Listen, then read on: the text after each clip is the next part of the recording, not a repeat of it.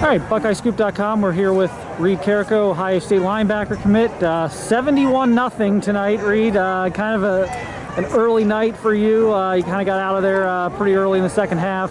Yeah. Pretty satisfied with your team's performance tonight, obviously, I would think? No. No? No, not really. Still things to work on? There's a lot of things to work on. We didn't have a very good week of practice, and they were pretty much giving us what for in the first quarter, and they were running it right down our throats. I mean, props to them.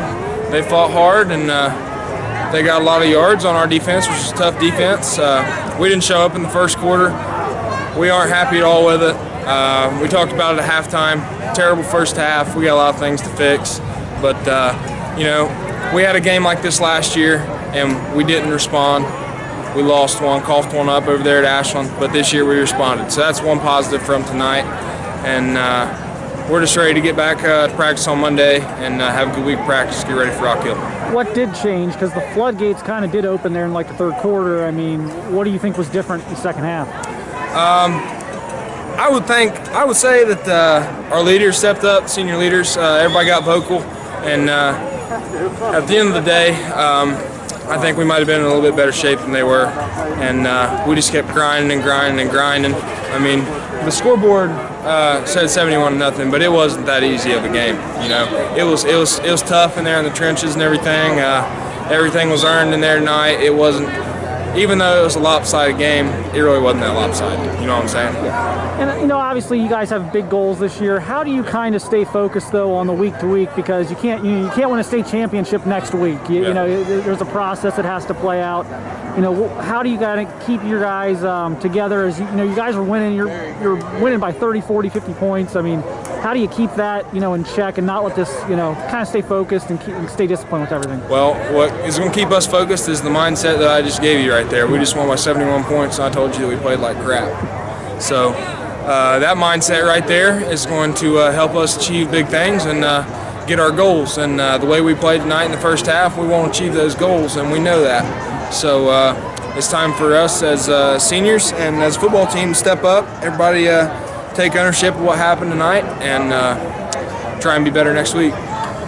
You're obviously going to be a Mr. Football candidate. Does that mean anything to you? I mean, do you worry about that? Do you think about that at all?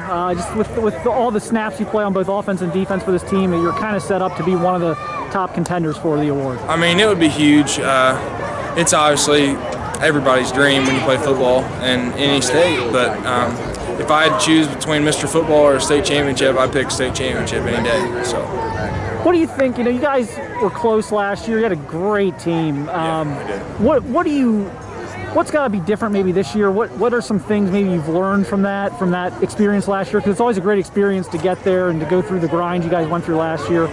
You know, where do you think things can be improved this year to kind of make sure that you do kind of get over the hump and get where you want to get? I think the biggest thing that we took from last year was just the experience of going that far in the playoffs, playing a 15-week schedule, knowing how hard it can be on your body and everything like that. And we know that we have to be in tip-top shape all year long and just consistently get in better shape. Hey guys, if you don't mind, can we meet the experience? The experience is the biggest thing. We know that teams only get better the farther you go, obviously. So we got to keep getting better and got to get better in practice and then come out and show what we got on Fridays.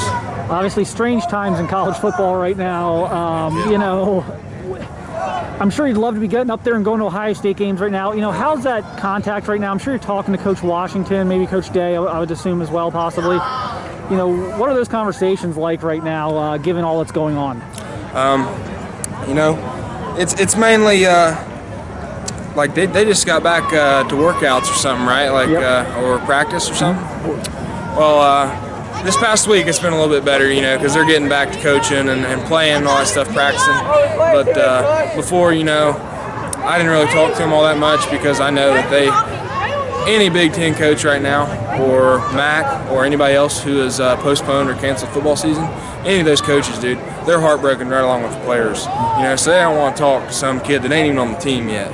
You know what I'm saying? So I tried to leave them alone. If they hit me, then I'd hit them back. You know, I know what's up. And we're all good. I mean, I didn't talk to him all that much during all that stuff when all the drama was going on with whether we're going to get to play or not. It's still going on. But, you know, I've just tried to lead them guys to their business, and they lead me to mine. Yeah. You know what I'm saying? Yeah. And just last question. You got a little sidekick here, Trevor Carter, getting some offers, giving you a breather on offense, a tailback, helping your defense. He's kind of the next guy up here. My bad. What have you been able to kind of maybe give Trevor in terms of advice, just guidance as someone who's been through the process, and now this guy's going to go through it too? Mostly it's, you know, he's still in the recruiting phase, man. He's only a sophomore. Yep. You know, it's just getting started for him.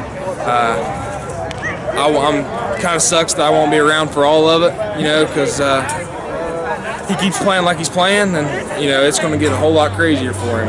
And I wish I could be around to help him through all that stuff, because it does get crazy. It gets stressful. You're going to have coaches from schools that you care about and schools that you don't even want to talk to them. They're all going to be texting you once that September 1st happens your junior year.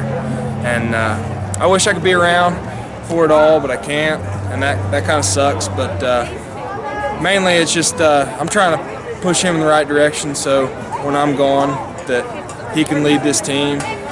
He can step up when the big game happens, you know. That's the one thing, like with my career here, I've always tried to be the player that when the best team that we play shows up, I'm going to play my best game, you know. And I'm just trying to pound that in his head. And when he gets that, he'll be ready. Well, we appreciate it, Reid. Congratulations on another win. Good luck here the rest of the season. We'll hopefully be out and see you in the playoffs. All right. Thanks, man.